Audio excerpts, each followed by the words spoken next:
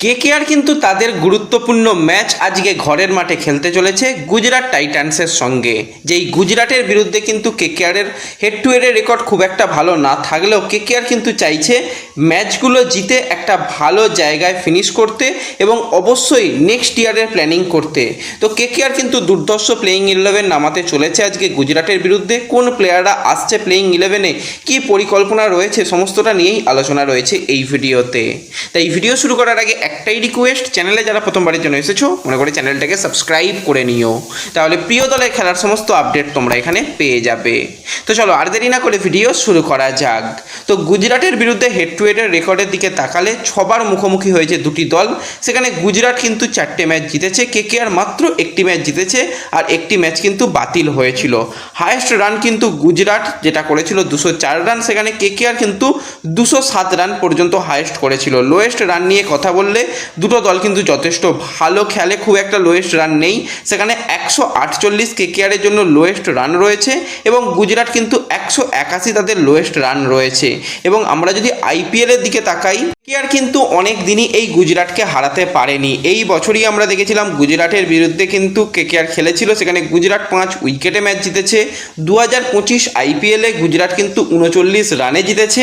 2024 আইপিএলের দিকে তাকালে সেখানে ম্যাচ বাতিল হয়েছিল এবং 2023-এ সেখানে গুজরাট একটি ম্যাচ জিতেছিল এবং কেকেআর একটি ম্যাচ জিতেছিল। তো আজকে কিন্তু বদলা নেবার ম্যাচ রয়েছে, কারণ এই বছরই গুজরাটের কাছে গিয়ে, গুজরাটের মাঠে গিয়ে কেকেআর হেরেছিল, কিন্তু কেকেআর কিন্তু আজকে ম্যাচ জেতার জন্য বিধ্বংসী দল নামাবে এবং পয়েন্টস টেবিলে কেকেআর কিন্তু 11 ম্যাচে 9 পয়েন্ট নিয়ে 8 নম্বর পজিশনে রয়েছে। আজকে যদি কেকেআর ম্যাচ জিতে যায় তারা কিন্তু 11 পয়েন্টে নিয়ে আর একটু ওপরের দিকে উঠে আসবে। হ্যাঁ, এখনও প্লে অফের রাস্তা অনেক দূর বাকি রয়েছে, এখনই প্লে অফের স্বপ্ন দেখা উচিত নয়, কারণ যেই দলের 3-4% চান্স রয়েছে সেই দলকে সব ম্যাচ জেতার পরও অন্য দলের দিকে তাকিয়ে থাকতে হবে।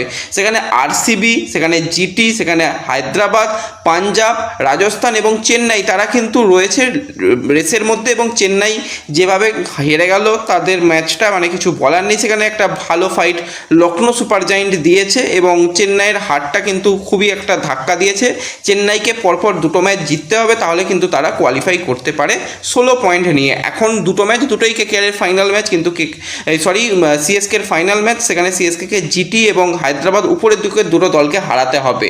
তো সিএসকে পয়েন্ট নষ্ট করার কিছুটা চান্স কেকেআরের জন্য এসেছে, কিন্তু সেই সব বাদ দিয়ে কেকেআরকে করতে হবে কি, যে আমরা ফিউচারের কথা ভাববো, কারণ এই দলকে নিয়ে প্লে অফে পৌঁছানো খুবই কঠিন ব্যাপার, অসম্ভব হয়তো নয় কিন্তু কঠিন ব্যাপার। তো সেক্ষেত্রে কিন্তু কিছু চেঞ্জ এবার কেকেআরকে করতে হবে। তো প্রথমেই যদি আমরা কথা বলি যে অ্যাওয়ে টিম গুজরাট টাইটান্সের কথা, তারা কিন্তু কিছু চেঞ্জ হয়তো আজকের ম্যাচে করতে চলেছে। সেখানে যদি আমরা গুজরাটের প্লেয়িং 11-এর দিকে তাকাই, গুজরাটের ওপেনার হিসাবে তো অবশ্যই শুভমান গিলের সঙ্গে সাই সুদর্শন শুরু করবে। নাম্বার 3-এ জাস বাটলার কেকেআরের বিরুদ্ধে আবার সবসময় ভালো খেলে। এছাড়া কিন্তু জেসন হোল্ডার রয়েছে, ওয়াশিংটন সুন্দর রয়েছে, নিশান সিন্ধু রয়েছে এবং রাহুল তিওয়াটিয়া রয়েছে। তো এই রাহুল তিওয়াটিয়ার পরিবর্তে কিন্তু আজকে সাই কিশোরকে নিয়ে আসার একটা চিন্তাভাবনা রয়েছে, যে কিন্তু একটা স্পিন বোলিং অলরাউন্ডার হিসাবে খেলে দিতে পারে। এছাড়া রাশিদ খানের মতন একজন কোয়ালিটি স্পিনার এবং অলরাউন্ডার প্লেয়ার রয়েছে। এছাড়া আরশাদ খান, কাগিসু রাবাদা এবং মোহাম্মদ সিরাজ রয়েছে এবং ইম্প্যাক্ট প্লেয়ার হিসাবে কিন্তু এখানে অবশ্যই আসতে চলেছে প্রসিদ্ধ কৃষ্ণা। তো এগুলো কিন্তু চেঞ্জ হতে চলেছে এবং গ্লেন ফিলিপসকে কি আজকে হোল্ডারের জায়গায় নিয়ে আসা হবে, সেটা অনেকের মনে প্রশ্ন থাকতে পারে। হ্যাঁ, অবশ্যই গ্লেন ফিলিপস একজন ভালো ফিল্ডার, কিন্তু সেভাবে ব্যাট চলছে না। সেখানে হোল্ডার 4টে ওভার বল করে দিতে পারবে, ফিল্ডিংও ভালো করে এবং ব্যাটিংও মোটামুটি রান করে দিতে পারবে। তো ওভারঅল কিন্তু এটাই গুজরাটের জন্য বেস্ট প্লেয়িং 11 হতে চলেছে। অপর দিকে যদি আমরা হোম টিম কেকেআরের কথা বলি, তো কেকেআরের কিন্তু কিছু চেঞ্জ করার প্রয়োজন রয়েছে। বরুণ চক্রবর্তী, সে কিন্তু ইডেনে 10-15 মিনিট প্র্যাকটিস করেছে এবং কেকেআর ম্যানেজমেন্ট আশা করছে হয়তো বরুণ ফিরতে পারে। শেষ মুহূর্তে পর্যন্ত বরুণের জন্য অপেক্ষা করা হবে। আমি তো বলবো যে এখনও সে 10-15 মিনিট যদি নেটে বোলিং করে, তো সেক্ষেত্রে তাকে এখন খেলিয়ে দেওয়া কোনো মানে উচিত নয়। সেই জায়গায় নতুন প্লেয়ারদের তো একটু ট্রাস্ট করতে হবে। সেখানে প্লেয়ার যেহেতু রয়েছে তাদেরকে একটু যদি ব্যবহার করে, সেটা কেকেআরের জন্য খুবই ভালো হবে। তো সেক্ষেত্রে আমরা যদি ওপেনারের দিকে তাকাই, তো সুনীল নারিনকে অত নিচের দিকে লোয়ার অর্ডারে এনে কোনো লাভ নেই। ম্যাচ জিততে হবে, মাস্ট উইন ম্যাচ। তো একটা কিন্তু রিস্ক নেওয়া দরকার। সেখানে যদি সুনীল নারিনের সঙ্গে যদি ফিন অ্যালেনকে ওপেনার হিসাবে পাঠানো হয়, খুবই ভালো হবে।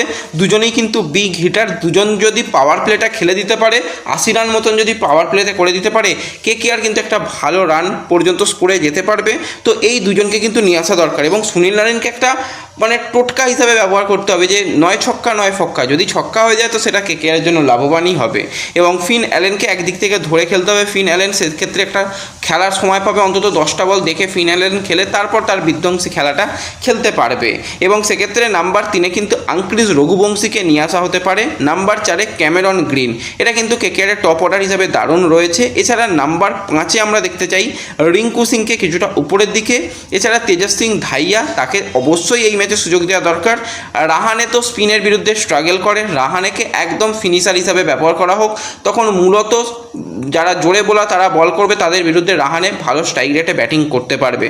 তো রাহানেকে যদি একদম শেষের দিকে নিয়ে আসা হয় এবং তাছাড়া অনুকূল রয় 8টা ব্যাটিং অপশান, কার্তিক ত্যাগীও হালকা ব্যাটিং করতে পারে। তো এই একটা ব্যাটিং অপশান কিন্তু থাকছে। এছাড়া বোলারদের মধ্যে অনুকূল রয়, কার্তিক ত্যাগী, প্রশান্ত সালাঙ্কিকে বরুণ চক্রবর্তীর জায়গায় নিয়ে আসা যেতে পারে। এবং ডেফিনেটলি এই ম্যাচে আমরা উমরান মালিককে দেখতে চাই। অনেক হয়েছে বৈভব আরোরা, এবার উমরান মালিককে সুযোগ দেওয়ার দরকার। তো কারা কারা উমরান মালিককে কেকেআরের প্লেইং 11-এ দেখতে চাও অবশ্যই কমেন্টে জানিও।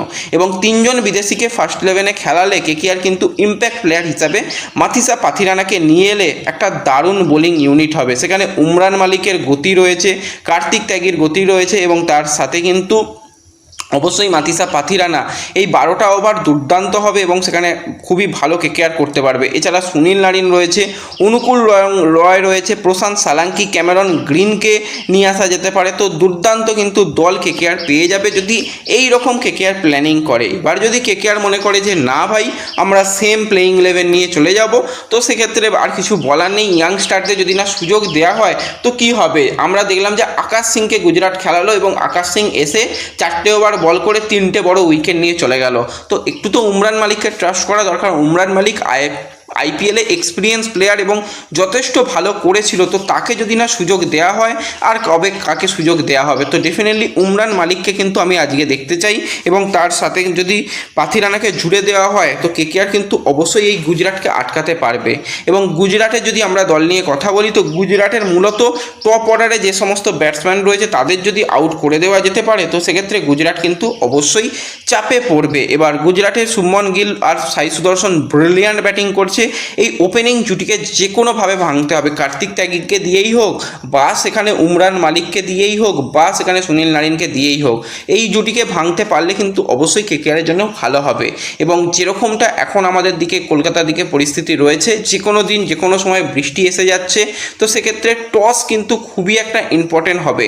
এবার আমরা জানি যে টস জিতে প্লেয়াররা ক্যাপ্টেনরা কী করে, রাহানে ভাই সম্পূর্ণ উল্টো করে। তো সেক্ষেত্রে সমস্ত কিছু কেকেআরের দিকে রয়েছে। ওপরের দলগুলো কিন্তু ম্যাচ হারছে, পয়েন্ট নষ্ট করছে, তলার দিকের দলগুলো ম্যাচ জিতছে। তো কেকেআর যদি এই যে বাকি 3টে ম্যাচ পড়ে রয়েছে সেখানে যদি কিছু চেঞ্জ করে, যদি কিছু নতুন পরিকল্পনা করে তো কেকেআরও কিন্তু অবশ্যই এই ম্যাচগুলো জিততে পারে। তো ব্যাস এই ভিডিওতে এই আলোচনাগুলোই করলাম। তোমাদের কি মনে হয় এই ম্যাচটা কে জিতবে কমেন্টে জানিও। ভিডিও ভালো লাগলে লাইক শেয়ার করে দিও। চ্যানেলে প্রথমবারের জন্য এলে সাবস্ক্রাইব করে নিও। দেখা হবে পরবর্তী ভিডিওতে। ধন্যবাদ।